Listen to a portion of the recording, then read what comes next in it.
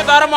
ಧರ್ಮ ಎಂದು ಅದರ ಮಿರುತರಿಗೆ ಕತ್ತು ಕತ್ತರಿ ಮೋಸದ ದಿಕ್ಕುದ ತೋರಿಸುವುದು ಈ ಅರ್ಜುನನೇ ಮೂಲ ಸಿದ್ಧತೆ.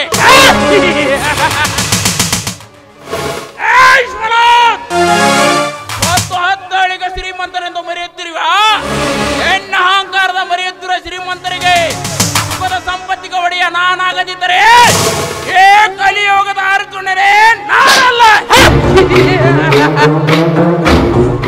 ಏ ಅರ್ಜುನ, ನಿನ್ನ ಹಿಂದೆ ಬಿದ್ದಕ್ಷಣ ನಾನೇನು ನಿನ್ನ ಕೈಯ ಗೊಂಬೆ ಅಲ್ಲ, ಹೆಣ್ಣ ಮಸನೆ ಎದೆಗೆ ತೋರಿಸುವ ಆ ಕಾಳಿಂಗ ಸರಪ.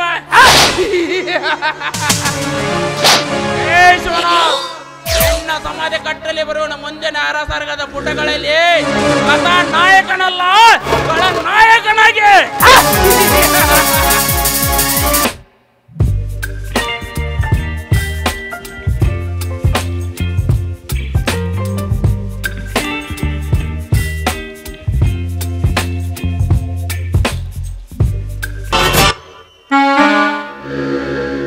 ಶ್ರೀ ಪಿಶಲಿಂಗೇಶ್ವರ, ನನ್ನ ಮಗನು ಚಿಕ್ಕ ವಯಸ್ಸಿನಲ್ಲಿ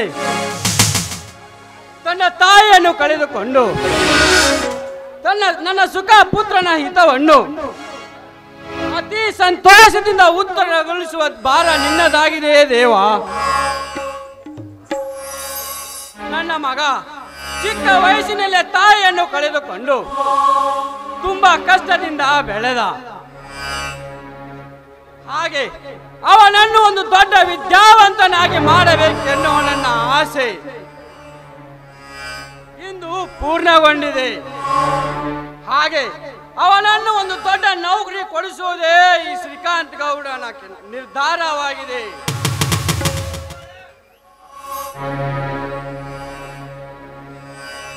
ಉಮೇಶ ಬೆಳಗ್ಗೆನೆ ಬರ್ತೀನಂತ ಹೇಳಿ ಸಾಯಂಕಾಲವಾದರೂ ಇನ್ನೂ ಬರಲೇ ಇಲ್ಲ. ಹುಚ್ಚು ಹುಡುಗ, ಅವನಿಗೆ ಮೊದಲೇ ಹೇಳಿದ್ದೆ ಆ ಚನ್ನಗೇಕರ್ MLA ಸವಾಸ ಮಾಡಬೇಡ ಅಂತ, ಕೇಳದೇ ಇಲ್ಲ.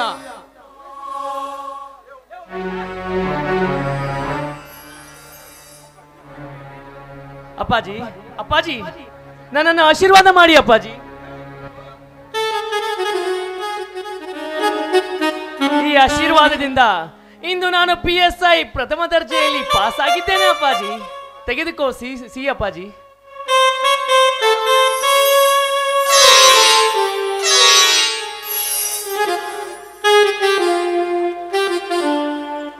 ಅಪ್ಪಾಜಿ, ಇಂತಹ ಸಮಯದಲ್ಲಿ ನಮ್ಮ ಹೆತ್ತಮ್ಮನಿದ್ದರೆ ಅದೆಷ್ಟು ಸಂತೋಷ ಪಡುತ್ತಿದ್ದಾಳೇನೋ ಅಪ್ಪಾಜಿ. ಎಲ್ಲಿ ಚಿಕ್ಕಪ್ಪ ಕಾಣ್ತಾ ಇಲ್ಲಪ್ಪ.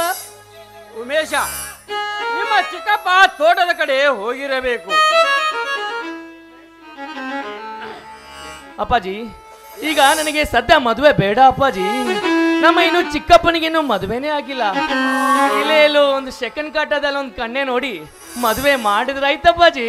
ಉಮೇಶ, ನಿಮ್ಮ ಚಿಕ್ಕಪ್ಪನಿಗೆ ನಾನೇನು ಮದುವೆ ಆಗಬೇಡ ಎಂದು ಹೇಳಿಲ್ಲ. ಅವನಿಗೆ ಮದುವೆ ವಯಸ್ಸು ಮಿತಿ ಮೀರಿದೆ. ಅವನು ಮದುವೆಯಾಗದಿದ್ದರೆ ಒಳ್ಳೆಯದು.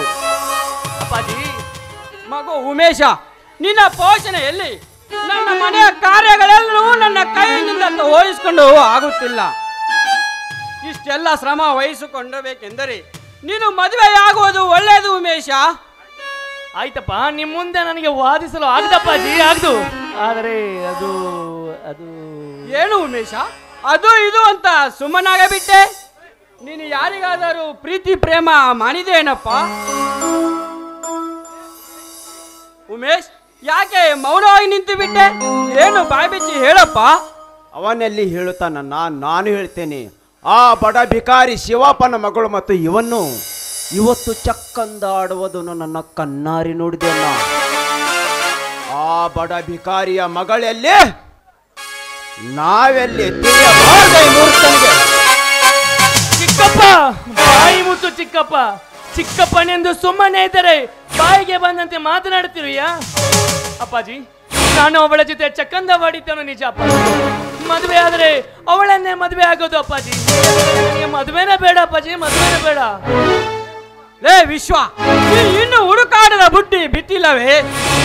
ಹೀಗೆ ಹೇಳಲು ನಾಚಿಕೆ ಆಗಬೇಕು ನಿನ್ನ ಹೇಸು ಜನ್ಮಕ್ಕೆ. ಮಿತ್ರತ್ವ ಬಂಧುತ್ವದ ವರ್ಗವಾಯಿತೆಂಬ ಆ ದಾಳಿಂಬೆಯ ಹಣ್ಣನ್ನು ತಿನ್ನಬೇಕೆಂಬ ನನ್ನ ಆಸೆಯಿದೆ. ಅದಕ್ಕೆ ತಂದೆ ಮಕ್ಕಳಿಬ್ಬರು ನೆರವೇರಿಸಿಕೊಟ್ಟಂತೆ ಆಗುತ್ತದೆ. ಆ ದುಷ್ಟ ರಾವಣದಿಂದ ರಾಮಾಯಣವಾಯಿತು, ಆ ಶಕುನಿಯಿಂದ ಕುರುಕ್ಷೇತ್ರವಾಯಿತು. ನಿನ್ನಿಂಥ ದುಷ್ಟಗಳಿಂದ ದುಷ್ಟ ಕಾರ್ಯಗಳು ಆಗುತ್ತೆ ವಿನಃ ಎಂದು ಒಳ್ಳೆಯ ಕಾರ್ಯ ಆಗುವುದೇ ಇಲ್ಲ. ದುಷ್ಟ ಶ್ರೀಕಾಂತ್ ಗೌಡ 10 ಹಳ್ಳಿಗೆ ನ್ಯಾಯ ಹೇಳುವ ವಿನಃ ನಿನ್ನಂಥ ದುಷ್ಟ ಮೂರ್ಖನ ಮಾತು ಎಂದು ನಂಬುವುದಿಲ್ಲ. ಚಿಕ್ಕಪ್ಪ ಏನ್ ಯೋಚನೆ ಮಾಡ್ತಾರವೆ? ಏನದು? ಏನಿಲ್ಲ ಉಮೇಶ, ನಾನು ಏನಾದರೂ ತಪ್ಪಾಗಿ ಮಾತನಾಡಬೇಕೆ ಅಂತ ವಿಚಾರ ಮಾಡ್ತೇನೆ. ಅಣ್ಣ, ನಿಮ್ಮ ಮನಸ್ಸಿಗೆ ಏನಾದರೂ ಬೇಜಾರಾಗಿ ಮಾತನಾಡಿದರೆ ನನ್ನನ್ನು ಕ್ಷಮಿಸಿಬಿಡಿ. ಹಾಗೇನು ಇಲ್ಲ ವಿಶ್ವ, ಹಾಗೇನು ತಿಳಿದುಕೊಳ್ಳಬೇಡ. ಊಟದ ಸಮಯ ಆಯ್ತು, ಉಮೇಶನ ಕರ್ಕೊಂಡು ಊಟ ಮಾಡಿ ಹೋಗು. ಚಿಕ್ಕಪ್ಪ, ನನ್ನ ಮಾತಿನಿಂದ ನಿಮಗೆ ಬೇಸರವಾದರೆ ನನ್ನನ್ನು ಕ್ಷಮಿಸಿಬಿಡಿ. ನೀವು ತುಂಬಾ ಒಳ್ಳೆಯರೆಂದು ನನಗೆ ಗೊತ್ತಿದೆ. ಬನ್ನಿ ಚಿಕ್ಕಪ್ಪ, ಒಳಗೆ ಊಟ ಮಾಡೋಣಂತೆ. ಉಮೇಶ, ನೀನು ಒಳಗಡೆ ಹೋಗಿ ಕೈ ಕಾಲು ತೊಳಿತಾ ಇರು, ನಾನು ಬರುತ್ತೇನೆ. ಆಯ್ತು ಚಿಕ್ಕಪ್ಪ, ಬರ್ತೀನಿ.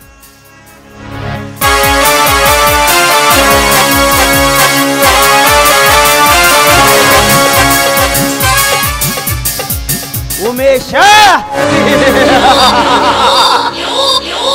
ಈ ಸಮಾಜದ ದೃಷ್ಟಿಯಲ್ಲಿ ನನ್ನನ್ನು ಒಳ್ಳೆಯವನೆಂದು ತಿಳಿದುಕೊಂಡರೆ ಅದು ನಿನ್ನ ಮೂರ್ಖತನ. ನನ್ನ ಅಂತರಂಗದ ದುರಾಸೆ ನಿನಗೇನು ಗೊತ್ತು? ನಿಮ್ಮಪ್ಪನ ಹೆಸರಿನಲ್ಲಿರುವ ಹಣ, ಆಸ್ತಿ, ಈ ಅರಮನೆಯನ್ನು ನನ್ನದಾಗಿಸಿಕೊಳ್ಳಬೇಕೆನ್ನುವುದೇ ನನ್ನ ಹಠ. ಈ ಹಠಕ್ಕಾಗಿ ಘಟ ಊರಳಿದರೂ ಚಿಂತೆ ಇಲ್ಲ. ಸಹೋದರನ ಆಸ್ತಿ ನನ್ನದಾಗಲೇಬೇಕು. ಇದಕ್ಕೆ ಯಾರಾದರೂ ಅಡ್ಡಿಯಾಗಿ ನಿಂತರೆ ಅವನನ್ನು ಗುಂಡಿಕ್ಕಿ ಕೊಲ್ಲುವುದೇ ವಿಶ್ವನಾಥನ ಗುರಿ.